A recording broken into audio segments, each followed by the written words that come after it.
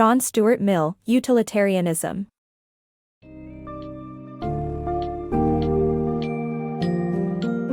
Welcome to an exploration of Utilitarianism, a thought-provoking work by John Stuart Mill that stands as a cornerstone in ethical philosophy. Our summary delves into Mill's revolutionary ideas, which are built around the principle of utility, the notion that the best actions are those that foster the greatest happiness for the greatest number. You'll uncover Mill's meticulous reasoning as he builds upon the work of his mentor, Jeremy Bentham, to differentiate between higher and lower pleasures, advocating for a society where individuals can achieve true flourishing. This introduction not only sets the stage for understanding the morality and intricacies of decision-making as proposed by Mill, but also engages with pressing contemporary issues, challenging traditional conceptions of justice and societal norms. Prepare to gain insights into a philosophy that not only questions, but strives to reshape the moral foundations of society.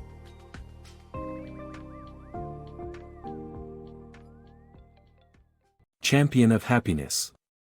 Emerging from the intellectually rich environment of the early 19th century, John Stuart Mill was a prodigy who devoured classics like Plato and Aristotle by the tender age of 12.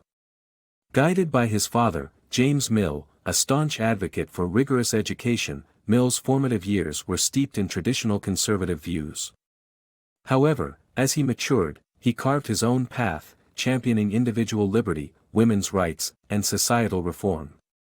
Mill's pivotal work came to the fore in 1843 with A System of Logic, which laid the groundwork for modern scientific reasoning.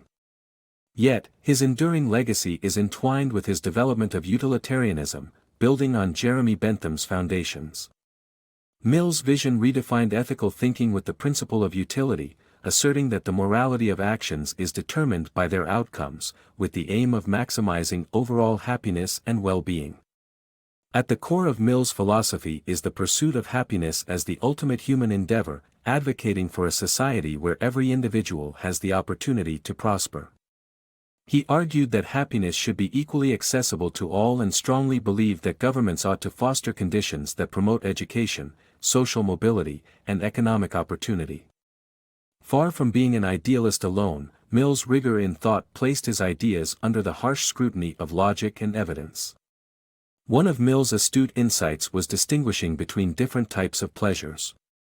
Not all pleasures, he argued, are of equal worth. The pleasures of the mind, such as learning, creativity, and achievement, are more rewarding and enduring than mere bodily gratifications. For Mill, an ethical society must create avenues for all individuals to attain these higher pleasures, transcending barriers of class and background. Through his writings, Mill pleaded for a deeper consideration of what truly constitutes good for society. His concept of utilitarianism, far from promoting unchecked self-indulgence, called for a collective responsibility to account for the well-being of all, including those yet to come. This thoughtful approach makes Mill a beacon for advocates of ethical and social justice, championing a balanced life that values higher aspirations over fleeting indulgences, and ensuring a harmonious society where all can thrive. Path to true happiness. At the heart of Mill's philosophy lies a profound yet straightforward concept: the rightness of any action hinges on the happiness it generates. This forms the essence of the pleasure principle, where pleasure and pain are the ultimate indicators of good and bad. Humans innately seek pleasure and shun pain, which makes this impulse a dependable guide for moral decisions. When choosing between actions, one should select what generates the greatest happiness for all involved. Mill's notion of happiness transcends mere contentment. It signifies an enduring state of well-being, achieved through a life imbued with purpose and meaning. While individual perceptions of happiness can vary, there are universal elements of human flourishing that can be objectively assessed. Among these is the understanding that pleasures are not equal. Mill categorizes pleasures into lower forms, like instant gratification, and higher forms, such as intellectual engagement, artistic appreciation, and altruism. The higher pleasures, he contends, are more valuable and contribute significantly to long-term happiness. This delineation reshapes our ethical frameworks and decision-making processes. Instead of merely maximizing pleasure, we should aim to foster pleasures that arise from virtuous, creative, and socially engaged living. Although quantifying happiness involves some subjectivity, comparing potential actions remains meaningful by evaluating their likely outcomes against what constitutes a fulfilling life. Consider a scenario where you're choosing between two job offers. One is higher paying with long hours and stress, while the other offers less pay but more personal growth and leisure. Mill would advocate for the latter, believing it leads to greater overall happiness even if it lacks immediate financial benefits. Utilitarianism, Mill's philosophy, questions the entrenched belief that morality should adhere strictly to rigid traditions or religious edicts. It champions a more flexible approach, promoting actions that enhance the well-being of all. Principles of happiness. Imagine a world where the driving force behind our actions is the pursuit of happiness and well-being for everyone. This is the core of John Stuart Mill's argument rooted in utilitarianism. Mill passionately contends that any principle clashing with the goal of maximizing happiness for the greatest number of people is inherently flawed. Consider the outdated notion that some individuals inherently deserve happiness more than others, a belief clinging to old aristocratic structures where power and wealth dictate worth. In our democratic era, utilitarianism unmasks such a view as not only irrational but deeply unjust. Mill takes a critical look at fear as a motivator for moral behavior, viewing it as unreliable. When morality hinges on threats, like the fear of hell or social ostracism, actions driven by fear crumble without surveillance. In such systems, the focus shifts from genuinely promoting well-being towards merely escaping punishment. This narrow lens distorts moral understanding, undervaluing the pursuit of happiness for oneself and the wider community.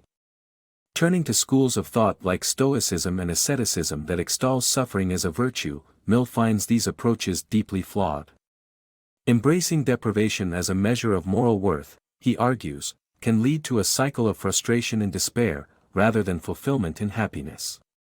If denying pleasures doesn't elevate well-being, then it's self-defeating. The valorization of suffering limits individuals from seeking joy and resources essential for productive lives. Mill champions utilitarianism as a pathway toward a thoughtful and compassionate morality. It asks us to consider the broader impact of our actions, balancing the benefits and consequences not merely for ourselves but for everyone affected. This ethical framework moves beyond tradition, religious dogma, or societal customs that once dictated moral decisions.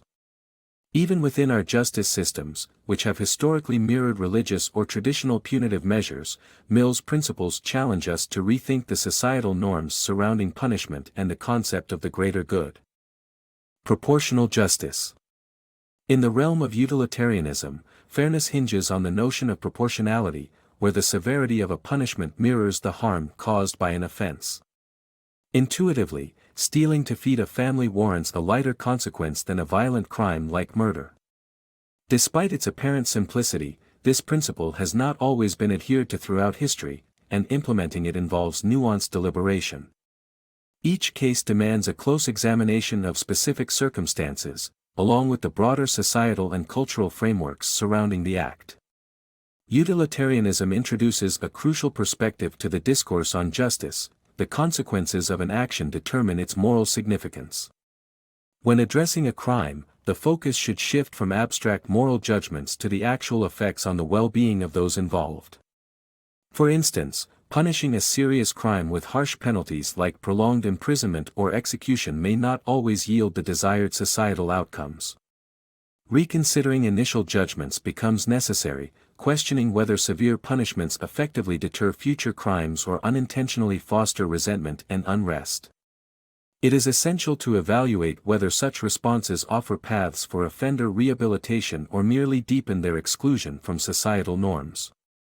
These are the dilemmas navigated through a utilitarian lens, significantly shaping contemporary justice systems and influencing criminal sentencing, social programs, and policy formulation.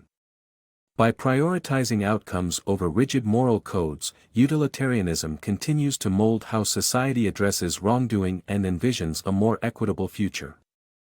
Navigating choices with utilitarianism. Imagine being a doctor in a bustling hospital during a flu pandemic, grappling with a dire shortage of ventilators.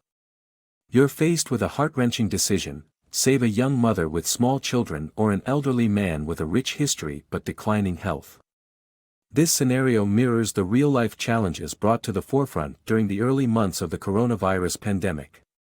Utilitarianism provides a guiding light in these tough situations, emphasizing decisions that maximize overall well-being and happiness for everyone involved. Choosing to save the young mother might protect her children from losing a parent, allowing her to fulfill her pivotal role as a caregiver with a potentially long future ahead. Yet, the elderly man is equally worthy of saving, offering the wisdom and experiences that enrich his family and community.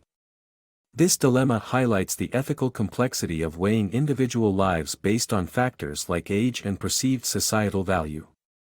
While no solution is universally correct, utilitarianism encourages decisions grounded in maximizing collective good and ethical consideration. Utilitarian thought isn't restricted to healthcare dilemmas, it offers valuable insights into broader global challenges like climate change. By extending this ethical framework, we can foster happiness beyond humanity, granting animals, plants, and ecosystems the resources they need to flourish. As individuals navigate personal, professional, and political decisions in a complex world, utilitarianism becomes a vital tool to sift through myriad choices and focus on what truly matters. Nevertheless, utilitarianism isn't a foolproof path to ethical decisions. Even the most altruistic choices can lead to unforeseen consequences. Therefore, it's essential to embody humility and openness when applying this framework, understanding that our grasp of the world is continuously evolving. An ethical system must be prepared to adjust and grow as new information and perspectives come to light, ensuring that our actions are aligned with an ever-developing understanding of moral responsibility.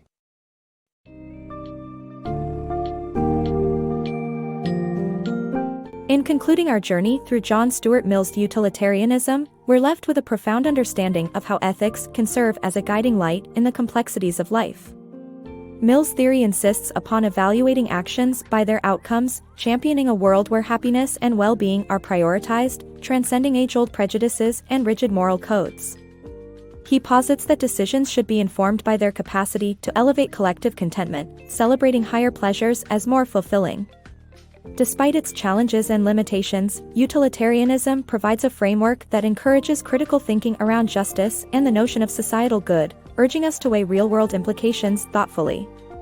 As you ponder the significance of this philosophy, consider its application in today's diverse ethical landscapes, where maximizing well-being could lead to more compassionate choices in both personal and global spheres.